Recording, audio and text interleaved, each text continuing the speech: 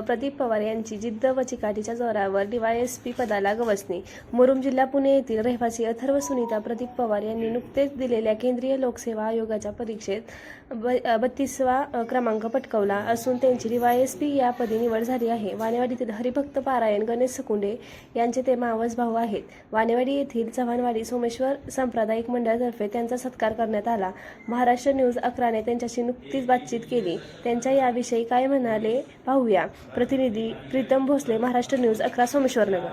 अधिकारी CRPF, BSF आणि SISF आणि SSP यासारख्या जवानांचे नेतृत्व करतात। देशाच्या अंतर्गत रक्षणाचे आणि सीमेच्या रक्षणाचे, दहशतवाद आणि नक्षलवादी विरोधी कारवायांचे, आपत्ती व्यवस्थापन, कायदा व सुव्यवस्था राखण्याची तसेच राष्ट्रहिताच्या अत्यंत महत्त्वाच्या जबाबदारी ते पार पाडत असतात। अशा प्रतिष्ठित पदासाठी त्यांची निवड होणे हे अत्यंत गौरवास्पद बाब आहे आपल्या तालुक्यासाठी आणि जिल्ह्यासाठी। देशातील लाखो स्पर्धकांमधून अखिल भारतीय पूर्ण देशातून 32वा क्रमांक मिळवत त्यांनी त्यांच्या बुद्धीचा आणि कठोर परिश्रमाचा, चिकाटीचा आणि देशसेवेच्या ध्यासाचा दैर्याचे यश संपादन केले आहे। तरी त्यांना त्याच्याबद्दल हार्दिक शुभेच्छा।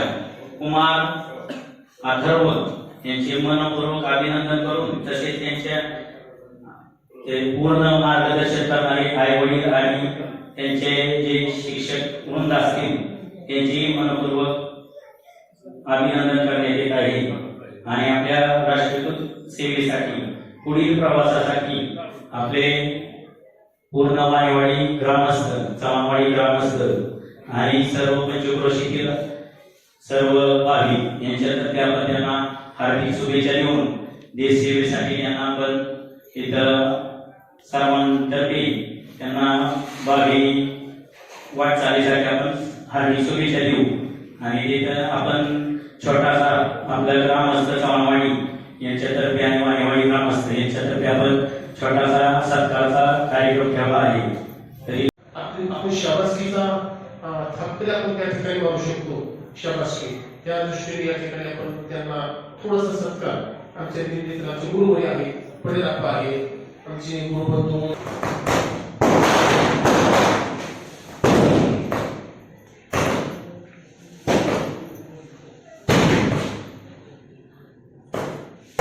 पुण्याला गेलो, तिथे 4 वर्ष इंजिनिअरिंग केली आणि इंजिनिअरिंग झाल्यानंतर डोक्यात आलं की UPSC करायची। आता UPSC साठी मी बारामतीला आलो परत आणि 2 वर्ष अभ्यास केला आता इंजिनिअरिंग नंतर। आणि हा माझा पहिलाच अटेम्प्ट होता आणि माझा फर्स्ट अटेम्प्ट मध्येच 25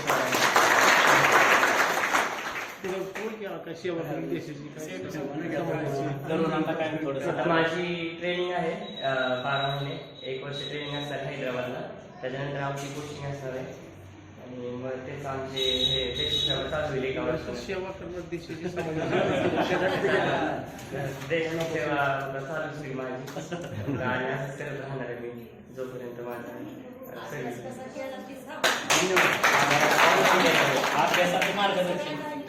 अभ्यास ऑनलाईन केला घरून बारामतीमधून, लॅपटॉपवरती ऑनलाईन क्लासेस घेतलेले, ऑनलाईन क्लासेस बघायचो आणि त्याचे नोट्स वगैरे बनवून ते वाचून वगैरे।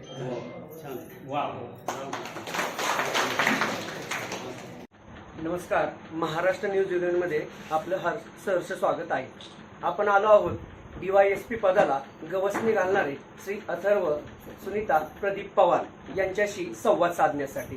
नमस्कार, मी महाराष्ट्र न्यूज 11 मध्ये आपलं स्वागत करतो। प्रथमतः आपल्या DYSP पदासाठी जी गवसणी घातली त्यासाठी हार्दिक हार्दिक अभिनंदन। माझा हा प्रश्न आपल्यासाठी आहे की या पदाचा अभ्यास करत असताना आपण कोणकोणत्या अडचणींचा सामना केला, त्याचबरोबर कोणकोणत्या पुस्तकांचा अभ्यास केला आणि इथून पुढे तुम्ही कोणती दिशा ठरवता? अडचण एकच होती की मी घरून अभ्यास करायचो, तर मनात नेहमी डाऊट असायचा की दिल्लीला गेलं पाहिजे का पोस्ट क्रॅक करायला, घरून होतंय का नाही। तर ते 2 वर्ष ते डोक्यात होतंच, पण आता पोस्ट काढल्यावर कळतंय की घरून पण अभ्यास होतो, दिल्लीला जाण्याची गरज नाही। आणि सेकंड क्वेश्चनचं उत्तर आहे की बुक्स माझ्या तुम्ही विचारताय. बुक्स मी लक्ष्मीकांत रेफर केली क्वालिटीसाठी. आणि बाकी स्टँडर्ड बुक्स मी रेफर नाही केलं. मी माझ्या टीचर्सच्या क्लास नोट्सवर रेफर केलं. लेक्चर्स बघितले आणि लेक्चर्स वेळेस रनिंग नोट्स काढल्या आणि टीचर्स त्यांचे नोट्स प्रोव्हाइड करायचे तर त्याच मी रेफर केल्या. तुमच्या या माहितीमुळे तरुणांना नक्कीच त्याचा फायदा होईल. आणि शेवटचा प्रश्न माझा असा की इथून पुढे तुमची दिशा काय नाही? इथून पुढे आता मी IASसाठी ट्राय करणार आहे. IASच्या एक्झामसाठी आता मग त्याची प्रिपरेशन मी चालू करणार आहे. ट्रेनिंगला वेळ आहे माझ्या, तोपर्यंत मी IASचा अभ्यास करणार आहे.